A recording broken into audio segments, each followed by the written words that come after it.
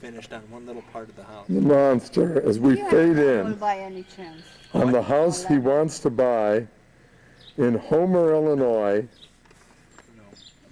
Okay. just a hop, skip, and about a 30-minute jump Here. from the the University of Illinois, and they're trying to decide whether it's a worthwhile thing or bad. The whole building not level. The whole building isn't level. The whole building The siding inside the house is buckling. The siding outside the house is buckling. It needs a support beam across the floor. It is the house, approximately 2 acres of land.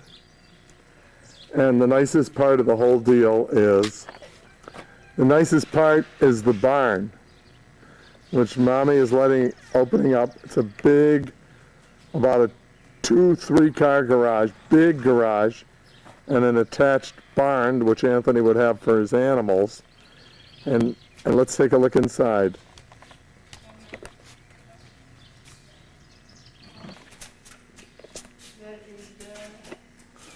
There's an actual furnace in the garage. Look at this. They didn't sweep it out real well. It's got a big garage and a workshop. Yeah, that's fine. You still can run it. There's a nice workbench inside the garage. Definite signs that this was a smoking, drinking redneck. As we see Michael, beer bottles here. read any statement, okay? Just say what it is. Move, Lupe. And the smoking, witnessed by the fact that somewhere laying there was a cigarette lighter. The attached barn has a distinct feeling of being like something from the turn of the century.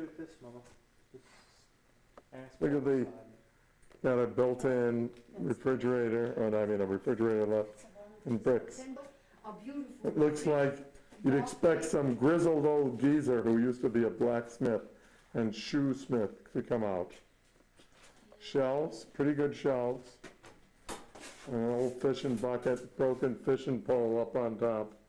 It's authentic redneck territory. Michael, I don't want to hear that redneck word, do no, you? I don't. Redneck. No Schwarzes allowed. That's an old. Babas in here? Still got hay from the horses, Yeah, that's where I put them. That's what I and it's got boat. the old kitchen set. in there? It's got the old Magyar in here too. The view out the back door. There's a serious wasp. I can't get it to focus. There's the wasp. And there we have, listen to that thing buzz. Horseshoe gun rack.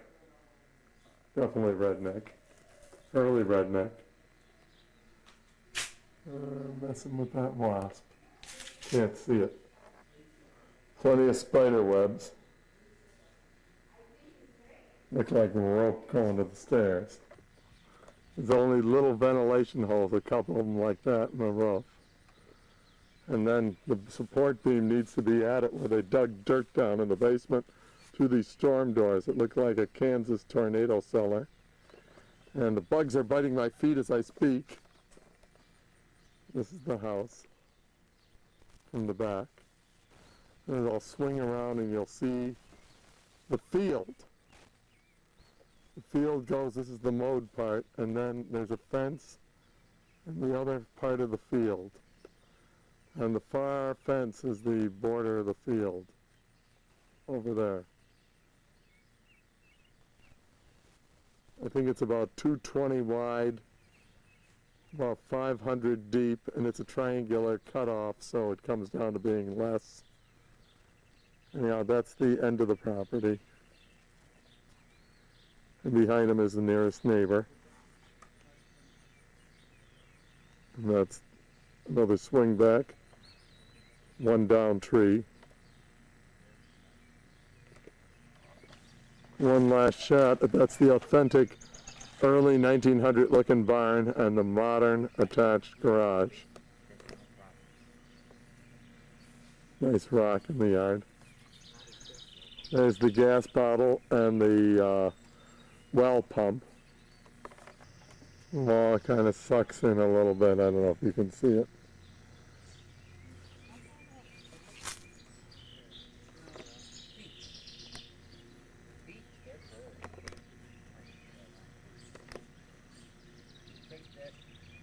A little warpage to it. The roof's got some twists to it.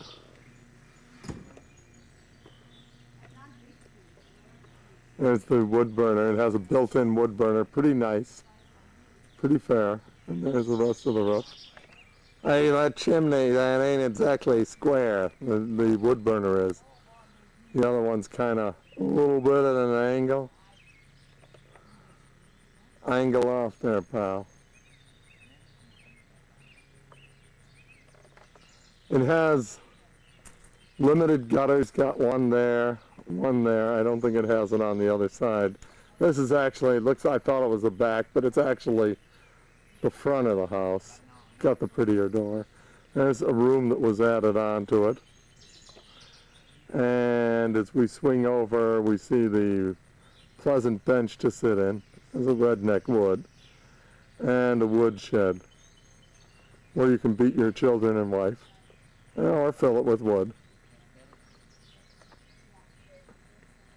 This is the house, and I'm swinging by to where Anthony wants to put the pond. Anthony's over there. He's showing it's for Joe. I'm walking around what I think should be for the pond. I'm going to stay here so that you can get a perspective on it.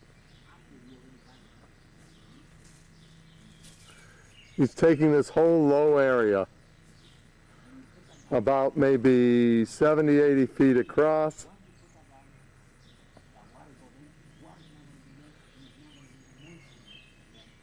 He's trying to make a figure eight, or as we call it in terms of his brother, a dumbbell.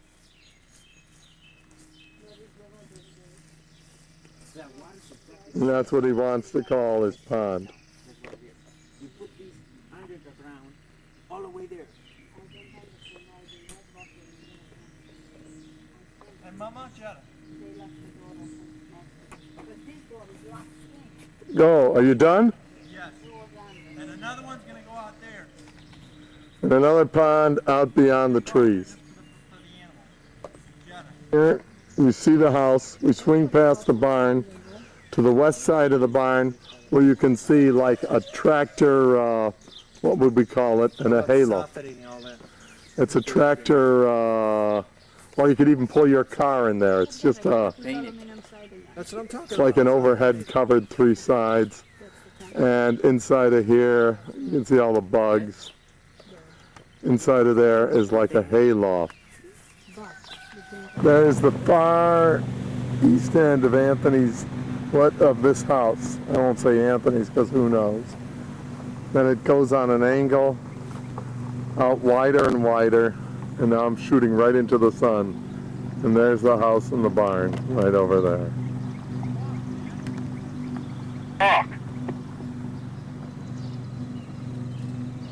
There's the far west end of Anthony's property, or what would be.